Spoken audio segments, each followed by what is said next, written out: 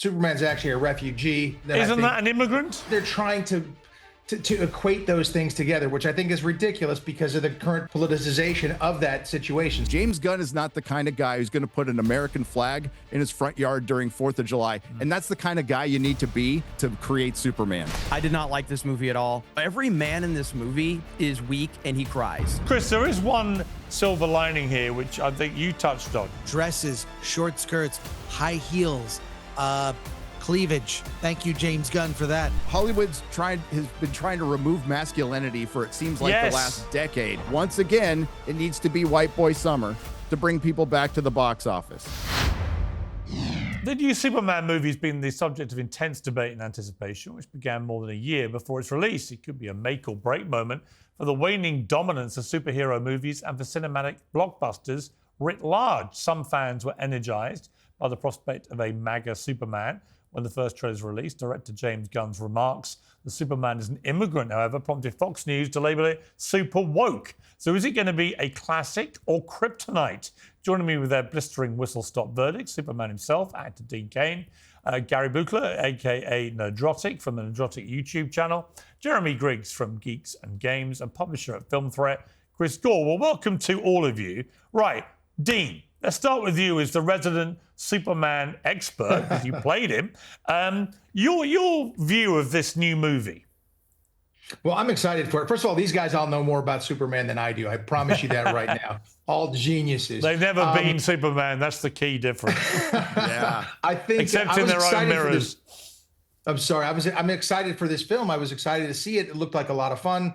James Gunn had a lot of humor in that original Guardians of the Galaxy. I was excited for it. I still am excited for it. But, you know, the idea they start talking politics and Superman is an immigrant. Superman's actually a refugee and was adopted and assimilated into American culture tremendously well. And so that's a little bit different than Isn't that an immigrant? No.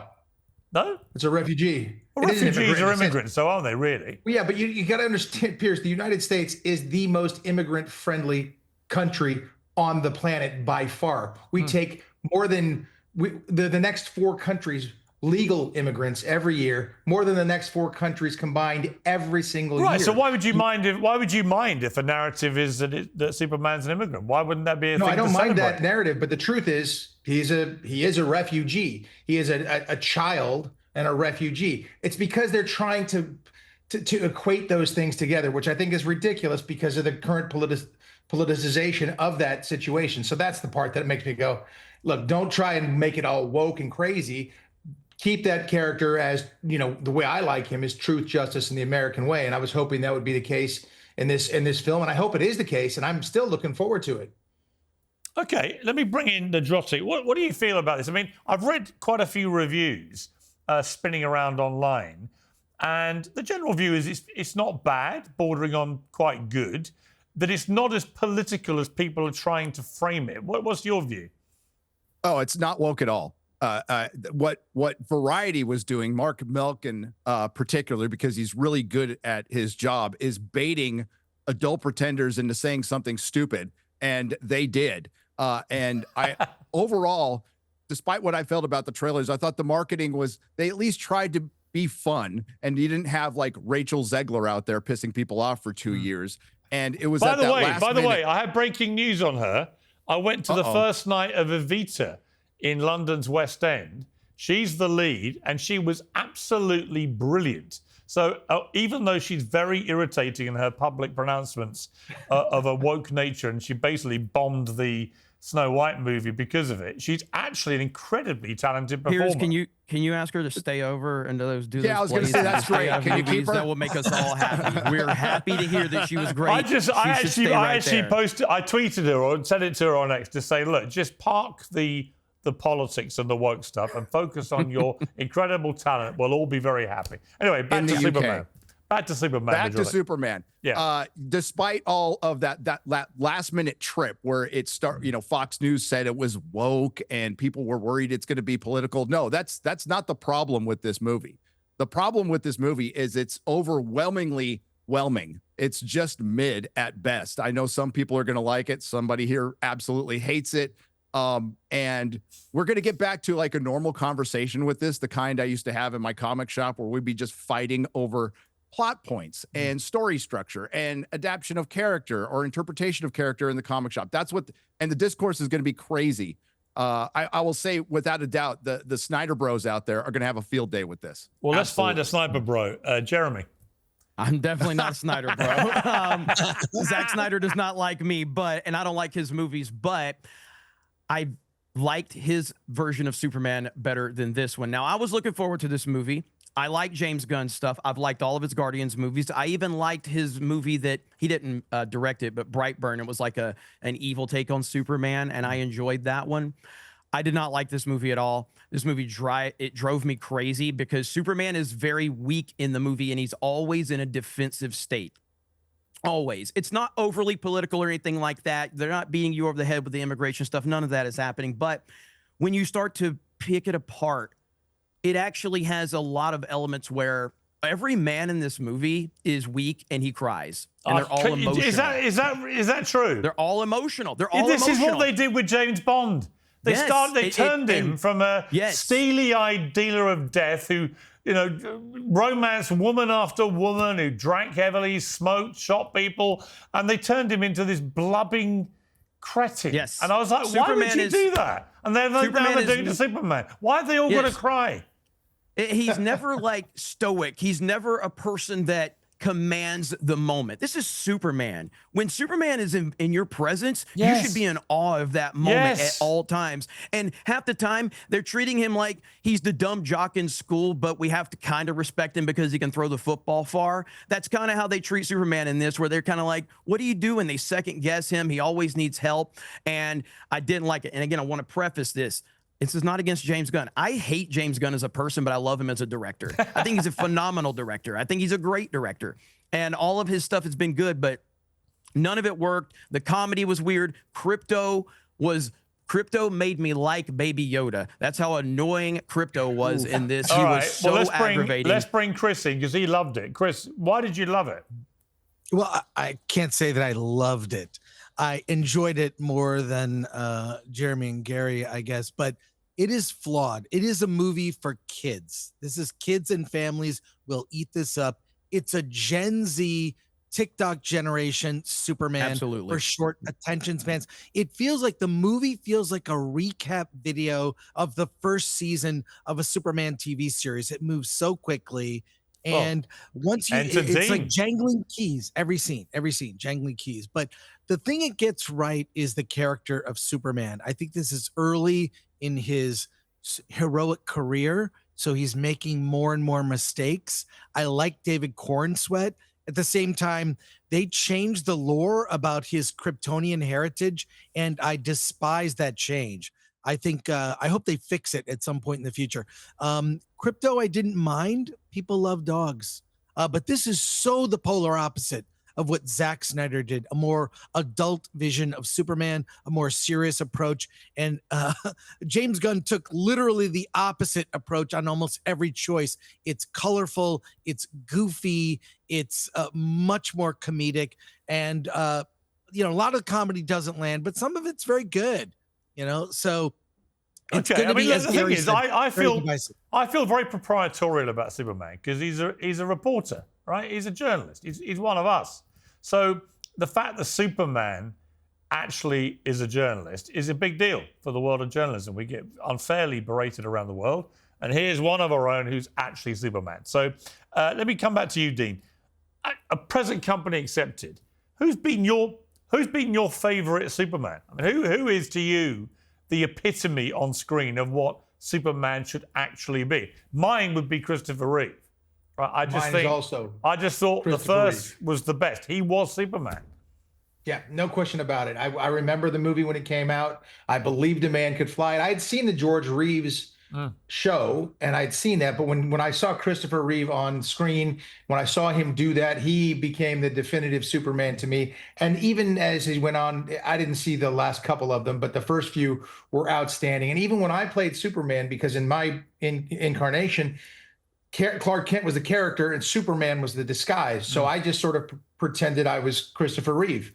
And he is my favorite Superman. He's my number one Superman. I thought he had that great combination of sincerity and strength at the same time. That little wink in the eye and that little twinkle in the eye. That's Superman to me, and that to me is the number one Superman. Well, not only Superman, it's how James Bond should always have remained as well. Well, I agree with you there. Now, Nerdrotic, this issue of the political side of it, there is a fictitious militarized nation of Moravia, which has, with US backing, been planning to invade the poor and ill-equipped country of Jahanpur. Many people, a kid in Jahanpur calls out Superman. He knows that help isn't coming from other countries on Earth. He needs something divine, something super to save him. You know, many people are saying this is clearly Israel, Palestine. Jahanpur is Palestine, and that therefore it's an anti-Israel movie because it portrays the invaders as the bad guys, etc. I mean, did you get that feeling from it? Not at all. I think the screenplay was done before October 7th, and I think you can put that allegory. I mean, you could also look at it as Russia versus brown Ukraine too, minus the U.S. backing. But it was all manipulated by Lex. It was so comical, and it wouldn't really be a great representation because the country of brown people just sat around in the desert the whole time waiting for Superman to show up in the movie. It's done very comic book.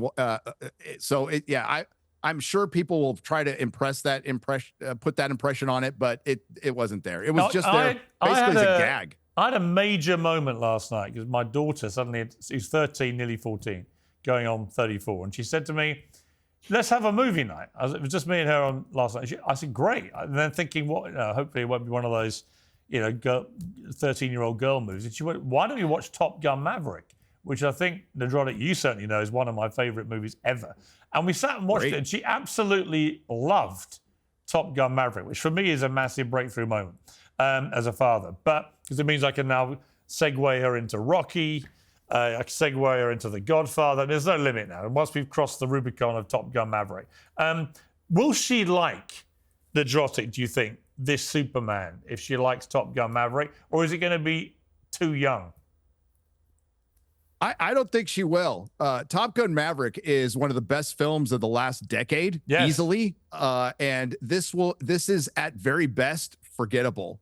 Right. It's absolutely forgettable. There's no through line. The characters are paper thin, and ultimately James Gunn was not the right guy for the job. We all in the nerd sphere, we all questioned if this guy who was really good at taking quirky characters, including a raccoon, and making them relatable, could he do something with a traditional character? Is James Gunn the kind of, he admitted himself that he couldn't crack Superman until a couple of years ago. James Gunn is not the kind of guy who's going to put an American flag in his front yard during 4th of July. And that's the kind of guy you need to be to create Superman, to direct a Superman, to write a Superman. Okay, so Jeremy, there's been some pretty snippy reviews. Even The Guardian didn't like it. The Man of Steel, played with square-faced soullessness by David Corenswet, has an uninteresting crisis of confidence in Gunn's cluttered, pointless franchise restarter. The Times said James Gunn's turned the 9th big screen film into an indigestible mush.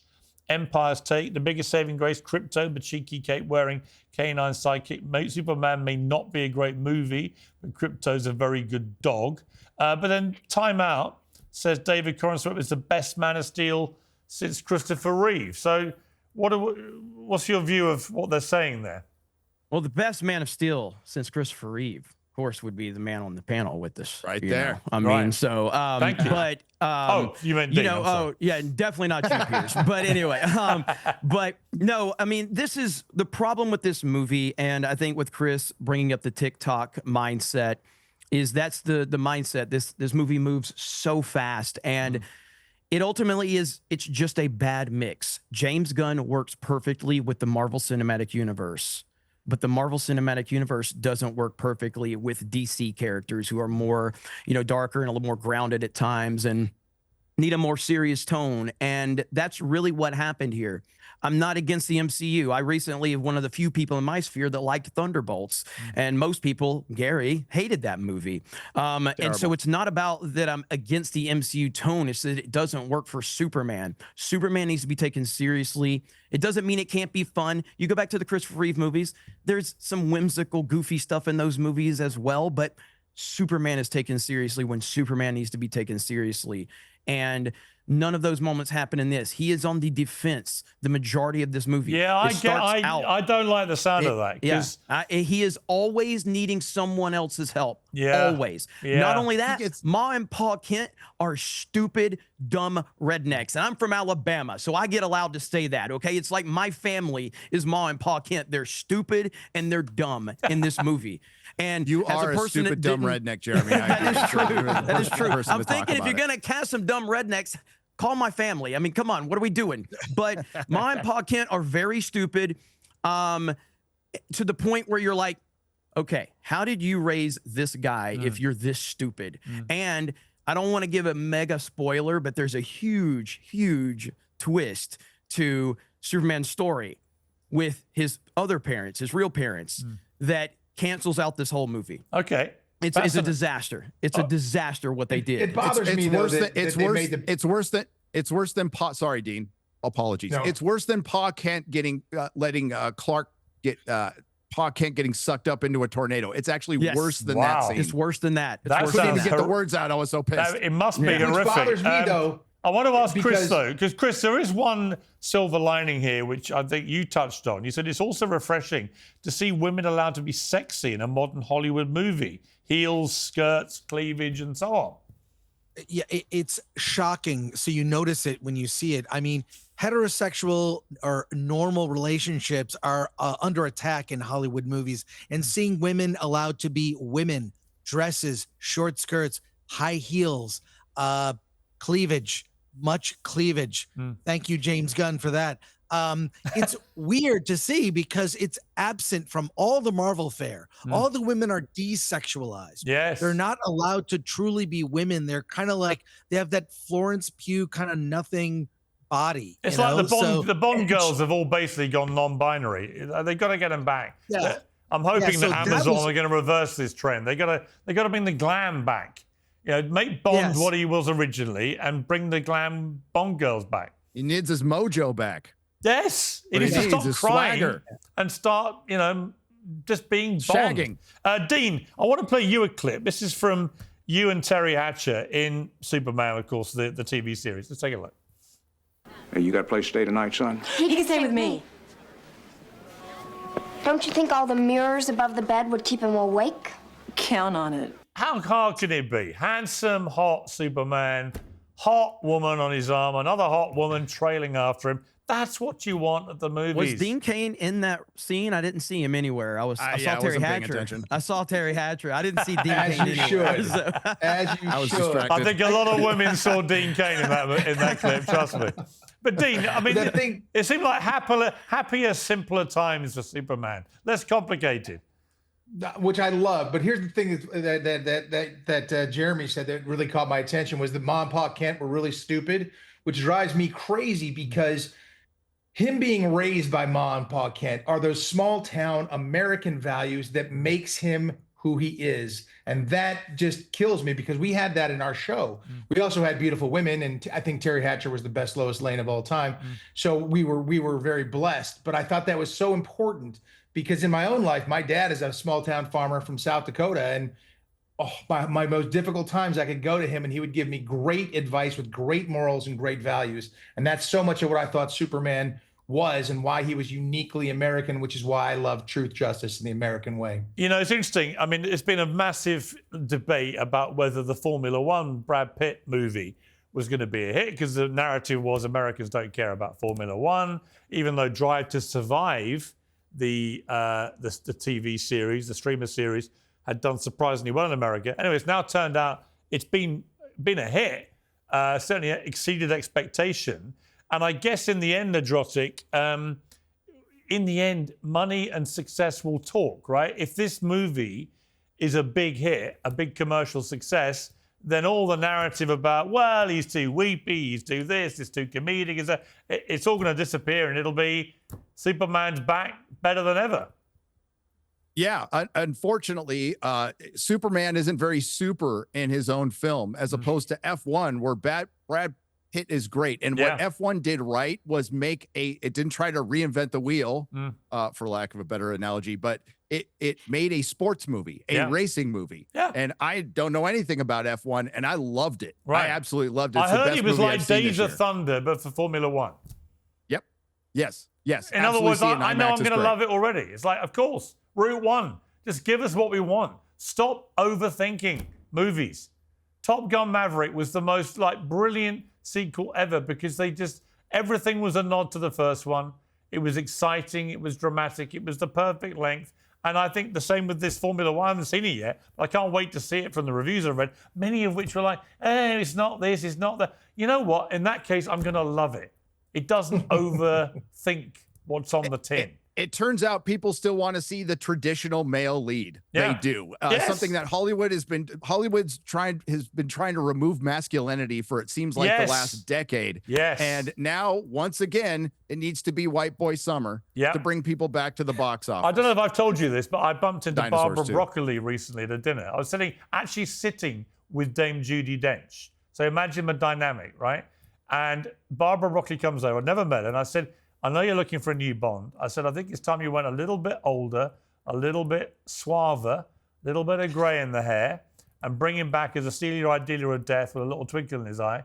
And she said, what are you thinking, Piers? I said, well, it's not a massive leap from Pierce Brosnan to Piers Morgan. And she said, it may not be to you, Piers, but to me, it's Grand Canyon-sized. So look, Nerdrotic, give me a number that makes this movie a hit. What's it got to take?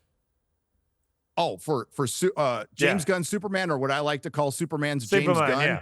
It definitely needs to make $700 million just to make its money back. Yeah. There's been a lot of conjecture, but if it hits 600, 700, they can move on. They can say, hey, it's a decent start. We have a foundation, and they can move on. Their biggest problem, Piers, was instead of launching an entire universe, you just should have focused on making one good Superman movie. Yeah. And that was their biggest mistake, and this is not it. Well, let's set the bar to be generous at 600 million. Do you think do you think he's going to do that? Yes or no?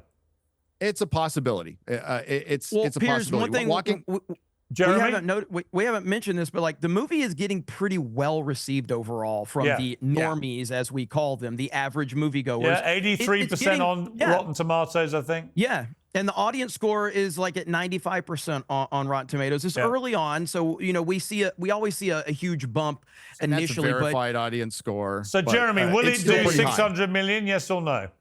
I think it will do 600 based on the fact that the tracking is saying around $200 million worldwide, and it does have good word of mouth from the average moviegoers. I don't think 750 is about as high that I could see this movie doing it. If it does 750, they're going to deem that a success for sure. Okay. Yes. Chris, do you think it's going to be a hit or not? Yes, I do think it will be a hit because it's really geared towards kids and families. There'll be a lot of walk-up business. A lot of the estimates are based on pre-sales, reserve tickets.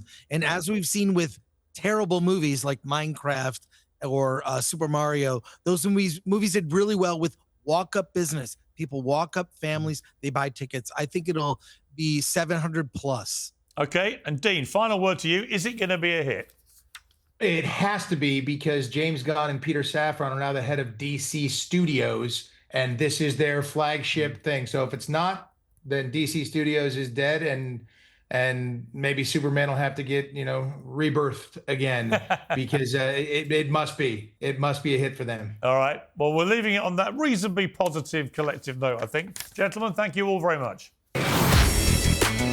Piers Morgan Uncensored is proudly independent. The only boss around here is me. If you enjoy our show, we ask for only one simple thing. Hit subscribe on YouTube and follow Piers Morgan Uncensored on Spotify and Apple Podcasts. And in return, we will continue our mission to inform, irritate, and entertain. And we'll do it all for free. Independent, uncensored media has never been more critical, and we couldn't do it without you.